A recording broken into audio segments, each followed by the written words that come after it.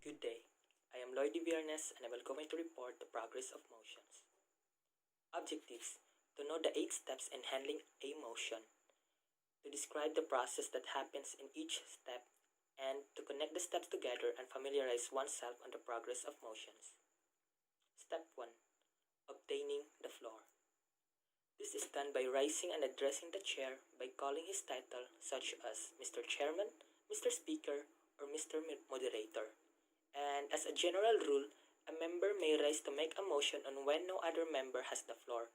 In some cases, a member desiring to make a proposal need not to go through the formality of obtaining the floor.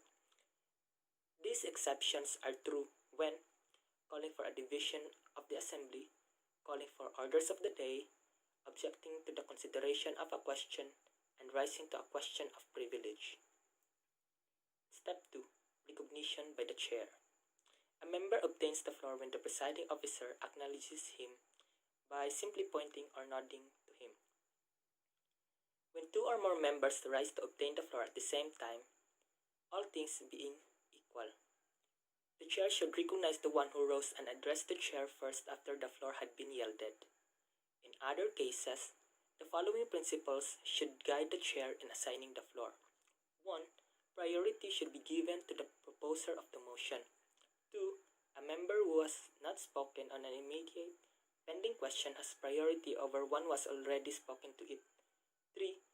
If the views of the members regarding a pending question are known to the presiding officer, he should recognize the supporters and the opponents of the question alternately. And 4. Who seldom speaks against one who is frequently on the floor. And step 3, presentation of motion.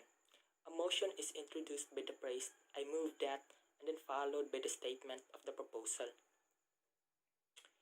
For example, I move that we send 5 delegates to the forthcoming convention. So a proposal should always be expressed in the affirmative intent or sense to avoid unnecessary and complicated confusions in the minds of the members when voting on the question. However, if the proposal is one expressing a negative intent, it should be phrased as to not break the logic that an affirmative vote indicates a desire to take positive action. For example, I move that we dispense with the sending of 5 delegates to the forthcoming convention. Step 4. Seconding the motion. A motion is seconded to indicate that aside from the proposer, there is at least one other member who is interested in bringing the question before the assembly. So evidently, the proposer cannot second his own motion. If a motion requiring a second is not seconded, it is declared lost, meaning the motion cannot be brought before the assembly for consideration. And before declaring a motion lost, the chair should, however, ascertain if anybody has seconded the motion by asking, "Has the motion been seconded?" If no one has seconded it or cares to second it, the chair declares, "The motion is lost for want of a second." And step 5, statement of the motion.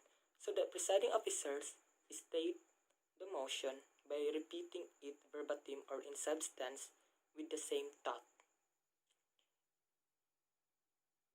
The presiding officer states the motion by repeating it verbatim in substance and by announcing that it had been seconded. For example, it has been moved and seconded that we send 5 delegates to the forthcoming convention.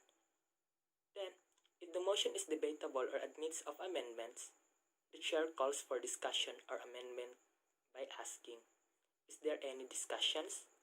or "Is there any amendment?" And if the motion is not debatable or does not admit of amendments, it is understood to proceed with step 7. And after a motion has been formally stated by the chair, it may be referred to as a question, a proposition, or a measure. Then let's proceed to step 6, discussion of the question.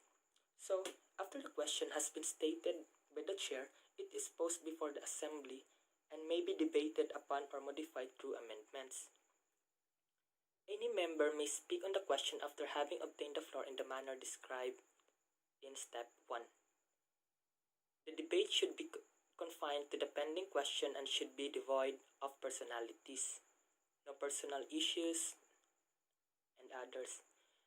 The speakers should address their remarks to the chair, use proper language, and observe courteous deportment. And step 7, voting on the question. And the chair brings the question to the assembly for action, such as approval and disapproval after it has been thoroughly discussed and amended in step 6. The act of submitting a question to a vote is also referred to as putting the question. Most motions require only a majority vote, in which case the chair puts the questions as follows. As many as are in favor of the motion say A or I. Those opposed say no. And before submitting a question to a vote, the chair should ask the assembly, "Are you ready for the question?" This process enables any member to seek any clarification of the question before voting on it, and thus avoid a cause of misunderstanding later on. And the last, step 8, announcing the vote. The chair announces the result by declaring whether the motion has been approved or what the effect of the motion may be. For example, the motion is carried. We will send 5 delegates to the forthcoming convention. Or, the motion is carried. The question will be referred to the Committee on Membership. If the question fails to obtain the necessary vote for its passage, the motion is lost. Or, there being a failure to obtain a 2/3 vote, the motion is lost. And the announcing of the vote is more than a formality, for it makes the decision official of purposes or for purposes of record. Deliberation on a question is normally terminated by the announcement of the vote. If a new question is introduced, the entire procedure described above is generally followed all over again.